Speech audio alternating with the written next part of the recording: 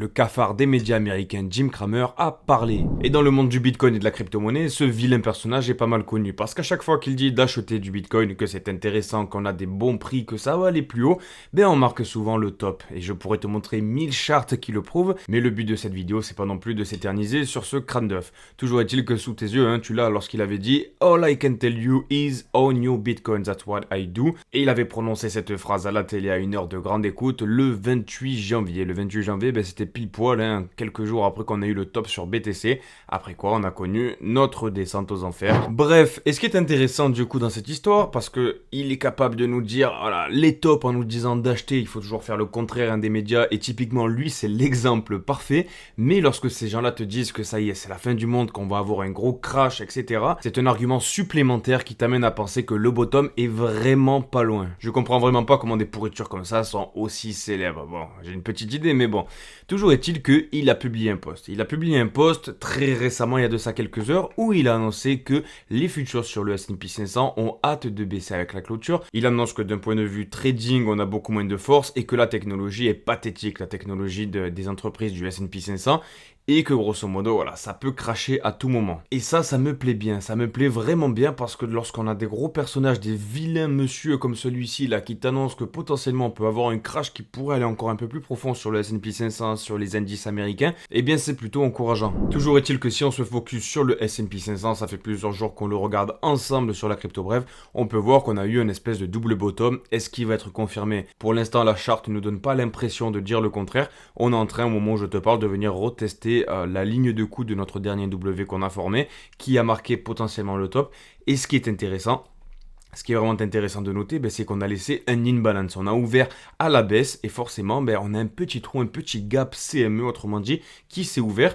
Et ça, tu le sais, 999 coups sur 1000, c'est comblé. C'est comblé, c'est retravaillé par le marché, par la charte. Et donc forcément, on s'attendrait potentiellement à avoir un pump de cet indice-là qui pourrait nous aider sur le Bitcoin. Concernant le roi de la crypto-monnaie qui nous donne des cheveux blancs, ce qu'on peut constater, c'est qu'on a eu un double bottom, là aussi comme pour le S&P 500, mais avec moins de force, avec moins de momentum. On a eu notre W là, hop, qui a été tracé, mais qui a été réintégré. Et ça, c'est pas très bon signe. C'est pas très bon signe et ça voudrait dire que voilà, si on continue à avoir si peu de force, on pourrait faire un petit range comme ça. Tu connais la chanson, la jambe baissière qui est amenée dans ce range. Si tu as ce canal qui continue, à un moment donné, on pourra aller plus bas. On pourra aller plus bas. Direction où? Direction les cibles qu'on regarde depuis maintenant plusieurs semaines, qui pourraient être, eh bien, notre ancien ATH qu'on avait réalisé en mars 2024. Il a de ça un an. Tu te rends compte comme le temps passe vite, en gros. Ça représente un support qui pourrait être retesté et retravaillé sans pour autant que la charte d'un point de vue chartiste nous annonce qu'on rentre dans un bear market. Et d'ailleurs, si tu viens tracer un Fibonacci et que tu le mets jusqu'au sommet qu'on a eu, du coup, à la mi-janvier, ce que tu peux constater, c'est qu'on a cette zone là aux alentours des 0,382 qui n'a pas encore été retestée. On est extrêmement proche et ça vient coïncider pile poil avec l'ancien ATH de l'année dernière. Donc on y aille, c'est pas une certitude, d'accord, mais il faut garder en tête que c'est pas inenvisageable. Ensuite, tu me diras, oui, c'est bien beau le Bitcoin, le S&P 500, mais nous on investit dans la crypto-monnaie. Eh oui, écoute, je comprends et j'empathie avec toi, mon gros, je suis moi aussi dans la crypto-monnaie. Bon, ce qu'on peut constater avec cette charte qui a été partagée par CryptoRover, c'est que lorsqu'on se met sur une échelle de temps un peu plus large, d'accord, qu'on essaye de dézoomer un petit peu sur la situation, on regarde le cycle de 2018, celui de 2021 et celui dans lequel on est qui est complètement pas joli, qu'on se le dise. On a deux moyennes mobiles, ok, donc on a la verte et la bleue, et comme tu peux le constater, à chaque fois qu'on a un croisement, un double croisement entre la verte et la bleue et que la verte repasse au-dessus, après un petit segment où la bleue et la verte ont bataillé ensemble, ce qu'on peut constater, c'est que ça entraîne une hausse drastique sur le marché des altcoins. Et là, on parle du marché des altcoins excluant le Bitcoin, donc avec l'Ethereum compris. Donc la question à se poser, c'est ne serait-on pas proche finalement d'un retournement de la situation avec les altcoins? C'est ce qu'on attend depuis maintenant plusieurs années. Ensuite, une bonne nouvelle d'un point de vue géopolitique qui marquerait potentiellement la fin d'un inconfort et d'incertitude sur les marchés, les mecs, c'est qu'on a Trump et Poutine qui ont parlé aujourd'hui, d'accord, ils ont fait un petit appel téléphonique, là, ils ont fait un petit Skype, et ils ont discuté pendant quasiment 3 heures. Ils avaient des choses à se dire, ça faisait plusieurs années qu'ils s'étaient pas parlé, comment ça va, les enfants, patin couffin, et grosso modo, les points qui ont été relevés, c'est qu'il a été convenu que la guerre avec l'Ukraine se terminerait par une paix permanente. Poutine a accepté de cesser les attaques contre les infrastructures énergétiques pendant 30 jours, et la Russie remettra 23 soldats ukrainiens grièvement blessés à Kiev en signe de bonne volonté. Donc ça semble vraiment aller dans le bon sens, et plus vite ce sera terminé, plus vite les marchés pourront reprendre un petit peu d'espoir. Un regain de confiance des investisseurs pour pourquoi pas investir dans les risk-on. Ensuite on se focus rapidement sur les ETF de Bitcoin parce que ça y est, ça commence à reprendre un peu de couleur. Ça faisait maintenant plusieurs semaines qu'on était dans le rouge, on avait des outflows sur les ETF de Bitcoin. Tous les émetteurs d'ETF Bitcoin étaient dans le rouge, étaient en sortie, et là comme tu peux le constater depuis le 17 mars, on commence à avoir une tendance dans le vert, ok? Le 17 mars, on a eu l'achat de 274 nouveaux bitcoins. Donc, on espère que ça aussi, ça va reprendre un peu de force. Parce que si tu regardes la charte des ETF bitcoin cumulés, ce que tu peux constater, c'est qu'on est sur un espèce de ralentissement. Hein. Ça fait un petit moment maintenant depuis le sommet de Bitcoin. Voilà, les gens, ils sont un petit peu frileux avec les risques, avec l'incertitude, la guerre, patin, coup fin. On a une espèce de plateau où il se passe pas grand-chose. Mais bon, j'ai envie de te dire, c'est ce qu'on avait eu aussi en avril 2024. En avril 2024, lorsque les marchés corrigeaient, forcément, les investisseurs n'achetaient pas via BlackRock ou via quelconque émetteur d'ETF des bitcoins. De mon côté, je suis vraiment pas inquiété parce que c'est quand même des particuliers ou des entreprises qui achètent des ETF bitcoin. Et en fait, tu as juste un truc à faire, un petit coup de pied au cul sur les performances de bitcoin et grosso modo, ça va repartir à la hausse. Ensuite, on continue avec Ethereum et un effondrement de l'activité on-chain. Est-ce que Ethereum serait en danger? Alors, deux choses l'une, l'activité on-chain et d'Ethereum en particulier s'effondre. Oui, grosso modo, c'est la blockchain qui a le plus de développeurs, c'est la blockchain où ça construit le plus et où il y a le plus d'argent. Donc forcément, Ethereum est censé être représentatif de l'activité du marché de la crypto-monnaie. La crypto-monnaie, c'est un marché qui est hyper spéculatif et qui est hyper dépendant des prix et des performances des crypto-monnaies. En 2022, par exemple, là, le marché était hyper calme, il y avait des crashs en pagaille. Les gens n'utilisaient plus la blockchain parce qu'ils n'avaient rien à acheter, on n'avait pas des NFT à acheter, on n'avait pas de crypto-monnaie à mettre dans son wallet et donc forcément Ethereum était beaucoup moins utilisé. Et de ce point de vue là, je suis vraiment pas inquiet. Comme je te l'ai dit, un petit coup de pied au cul de Bitcoin qui prend quelques pourcentages en quelques jours, les altcoins qui suivent, je peux te dire que les gens vont revenir. Ça c'était la première chose. Et la seconde chose, c'est Ethereum, parce qu'Ethereum c'est quand même le réseau numéro 1, après celui de Bitcoin bien sûr. Et voilà, en termes de performance, ça a été hyper décevant. Pour un tas de raisons, parce que déjà, voilà, on a beaucoup de dilution en termes du nombre de crypto-monnaies qui sont disponibles sur les marchés. On a plein de réseaux qui sont disponibles et des réseaux qui sont extrêmement compétitifs, comme Solana par exemple. On peut parler du Proof of Work et du Proof of Stake, les mises à jour qu'il y avait eu en 2022. On avait eu le merge sur Ethereum. Mais moi, vraiment, ce que je pense qui a fait beaucoup de mal à Ethereum, c'est les mises à jour qui ont fait en sorte que les Layer 2 ne payent plus de frais ou quasiment plus de frais sur Ethereum. Et donc finalement, ça a baissé drastiquement la pression acheteuse qu'on avait sur les jetons Ethereum. Et ça se reflète bel et bien par le prix, parce qu'il est de moins en moins utilitaire, ce token Ethereum. Donc on espère qu'à un moment donné, ça va se régler, ça va se corriger, qu'ils vont trouver des solutions d'un point de vue économique. Mais voilà, je ne pense pas qu'Ethereum est mort, loin de là. Ensuite, petit tour sur Polymarket. Polymarket qui est une plateforme sur la blockchain qui te permet de faire des paris prédictifs sur n'importe quel événement, que ce soit des paris sportifs un peu à la Winamax, mais aussi sur des événements macroéconomiques, sur des événements politiques, patins, coups fins. Et donc, c'est plutôt représentatif de la réalité, beaucoup plus que les sondages qui sont manigancés. Bref, ce qu'on peut constater, c'est que là, on a un petit sondage qui dit que Trump va arrêter la guerre en Ukraine dans les 90 jours. Et le oui prend de plus en plus de force. Actuellement, on est à 28%. Hier, on était monté carrément à 37% de chances que la guerre s'arrête incessamment sous peu finalement. Depuis fin février, tu vois, on était passé des 20% de chance. Actuellement, on est aux alentours des 30, on est en train de ranger. Mais ça commence vraiment à sentir bon. Donc, est-ce qu'on n'aurait pas des bonnes nouvelles avant la début avril, début mai ? Tu vois, ça pourrait converger aussi avec toutes les données qu'on a analysées ensemble sur la crypto brève qui nous amènerait à penser qu'on pourrait avoir un petit pump qui arriverait dans cette période-là. Ensuite, je voulais faire le point avec toi sur la Google Trend et cette fois-ci, on ne parlera pas du Bitcoin ou de la crypto-monnaie, mais bel et bien de la récession. Tu le sais, c'est quelque chose qui est à la mode de tous les influenceurs. Si tu vas sur Twitter, 5 minutes là, putain, t'en prends pour ton grade. Il y a tout le monde qui te parle de récession, de guerre mondiale, patin, coup fin.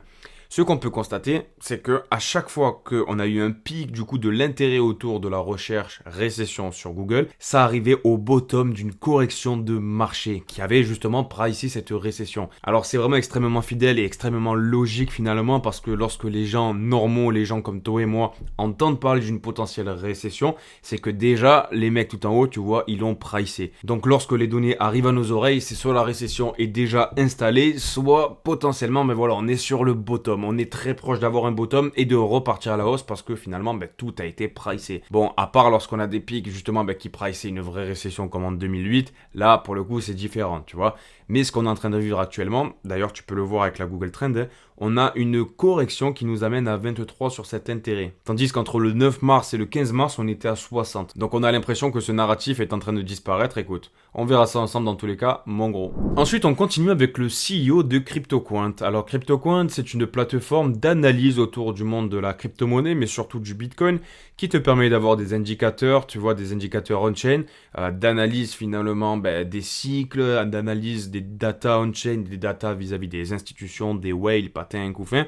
Et grosso modo, il prend souvent la parole, le CEO de CryptoQuant. Et en tant que bon analyste, il donne souvent son avis sur la situation du marché. Comme tu peux le constater, le 27 février dernier, il avait annoncé « Si vous vendez dans la panique maintenant, vous êtes probablement un noob ». Donc grosso modo, un débutant. Tandis que le 18 mars, vraiment, changement de fusil d'épaule, il a annoncé « Le cycle aussi est terminé, je m'attends à 6 à 12 mois de marché baissier ou de consolidation ». Alors écoute, là il nous partage du coup un indicateur qui a flashé rouge, qui est le PNL Index Cyclical Signals. J'ai envie de te dire, bon, retourner sa veste comme ça en 2 semaines, je trouve ça vraiment plutôt osé de sa part. Est-ce qu'il serait pas payé, financé, justement pour partager des tweets comme ça, pour un peu mettre la panique sur les marchés? Écoute, j'ai envie de te dire, et moi j'en sais rien, mais lorsque je regarde mes indicateurs, pour l'instant, il n'y a rien qui a vraiment flashé au rouge, tu vois. Donc bon, qu'une personne comme ça, aussi influente, nous annonce, voilà, à 2 semaines d'intervalle, des choses complètement différentes, complètement opposées, je prends ça vraiment avec des pincettes. Ensuite, petit point sur un projet qu'on affectionne particulièrement, c'est Akash Network, qui, je te le rappelle, est dans le cloud computing. C'est un projet qui est super cool, hein. Bon, on va pas le refaire ensemble, la présentation, on l'a fait plusieurs fois. On a le CEO qui va parler lors de la conférence de Nvidia qui se déroule cette semaine, tu le sais. Et pourquoi? Parce que tout simplement déjà, dans un premier temps, Akash Network est sur le sol américain, mais surtout, on a des produits de Nvidia qui utilisent l'infrastructure d'Akash Network. Et ça, c'est plutôt solide d'un point de vue fondamental, tu connais la chanson. Ce qu'il ne faut pas rater, c'est qu'aujourd'hui, on a Greg Osuri, le CEO de Akash Network, qui présentera Rise of Decentralized Cloud Solving Societal Problem at Scales. Et ça va se dérouler entre 16h et 16h15 heure américaine. Donc écoute, on fera un petit résumé demain. Si tu regardes ce qui s'est passé du côté de Akash, c'est qu'on a eu une augmentation massive de l'utilisation des GPU qui sont proposés sur la marketplace d'Akash Network, plus 67% en 24 heures. Tu as des projets, tu vois, dans la crypto-monnaie comme Akash Network qui fonctionnent encore, qui apportent de la valeur. À un moment donné, tu vois, ces performances, ces valeurs ajoutées, ça va se refléter sur le prix. Ensuite, si on fait un point et qu'on regarde la périodicité, où est-ce qu'on en est vis-à-vis du halving et les autres cycles, ce qu'on peut constater, c'est qu'on est aux alentours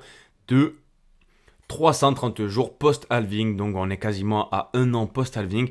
Et voilà, c'est vrai qu'on a des performances qui sont plutôt décevantes côté altcoin. Côté Bitcoin, on est quand même passé des 15 000 $ à 100 000 $, les mecs. Ça, il faut pas l'oublier. Ce qui n'est pas encore arrivé et qui nous intéresse, c'est d'avoir la alt season. Et bon, voilà, c'est vraiment ce qui nous embête, parce que moi, je pense que ça arrivera, mais c'est vrai que c'est insensé de ne pas avoir de alt season quand tu sais que 2-3 baleines, si elles se mettent ensemble, elles peuvent faire pumper des tokens à 100 millions de dollars de market cap. Tu as une liquidité qui est complètement ridicule. Donc pourquoi est-ce que ça n'arrive pas encore? On n'est plus à quelques centaines de jours près, l'avenir nous le dira. Toujours est-il que si tu compares les cycles, tu peux constater qu'actuellement, on est dans une zone où, hormis le cycle de 2013, on est dans des zones où, en général, voilà, on est plutôt en stagnation. On est plutôt passif, on a déjà réalisé un bon gros rallye, mais il nous reste encore un bon morceau. Et si tu regardes sur chacun des cycles, on a encore un bon morceau qui nous attend direction la fin d'année, 1 an post-halving. Donc est-ce que c'est toujours judicieux de se comparer au précédent cycle? On peut voir que vis-à-vis de la liquidité, entre le Bitcoin et les altcoins, on n'a pas eu ce qu'on avait eu par le passé, parce que maintenant les institutions sont dans la partie, maintenant les choses sont un petit peu différentes. Donc est-ce que c'est encore logique finalement de se comparer au cycle précédent? À toi de me le dire. Moi personnellement, je pense que d'un point de vue de la cyclicité, de se comparer au halving, je pense que c'est toujours intéressant, parce que le halving, il est quand même là d'un point de vue économique pour réduire la quantité de Bitcoin en circulation. D'un point de vue de la alt season, c'est un peu différent. Ensuite, tu le sais, on a une nouvelle qui est extrêmement importante à suivre aujourd'hui, c'est les projections économiques, le FOMC. On a Jérôme Powell qui va parler au sujet de l'économie américaine. Il va annoncer les nouveaux taux d'intérêt. Bon, là, voilà, le marché ne s'attend pas à avoir une baisse de taux d'intérêt. Si on a une baisse demain, ça peut être complètement explosif. Ça peut être vraiment une super nouvelle qui pourrait être interprétée par le marché. Je ne pense pas que ça arrivera parce que les probabilités, elles sont vraiment très faibles. En revanche, le discours de Jérôme Powell, il va être extrêmement attendu et étayé. Et voilà, dans le passé, il pouvait se permettre de faire la princesse, de dire oui, on prend notre temps, la Fed, on est tranquillou, on va baisser les taux d'intérêt, peut-être, peut-être pas, on verra ça avec l'économie. Là, pour le coup, le marché, là, c'est comme une femme, tu vois, il attend d'être rassuré, oui, tout va bien se passer, je vais pas rentrer tard, les taux d'intérêt vont bien baisser. Non, plus sérieusement, parce que là, on est à 4,5%, là où tous les pays du monde entier baissent les taux d'intérêt, on a besoin d'avoir une économie qui soit plus favorable et Donald Trump, je pense qu'il lui a bien tiré les oreilles. Du moins, c'est ce qu'on va suivre aujourd'hui. Bon, et bien, mon gros, j'espère que cette vidéo t'a plu. N'hésite pas à t'abonner, à me laisser un petit like et un commentaire pour me dire ce que tu en as pensé. Sur ce, on se retrouve demain pour une nouvelle vidéo. Prends soin de toi. Bisous. Ciao, ciao.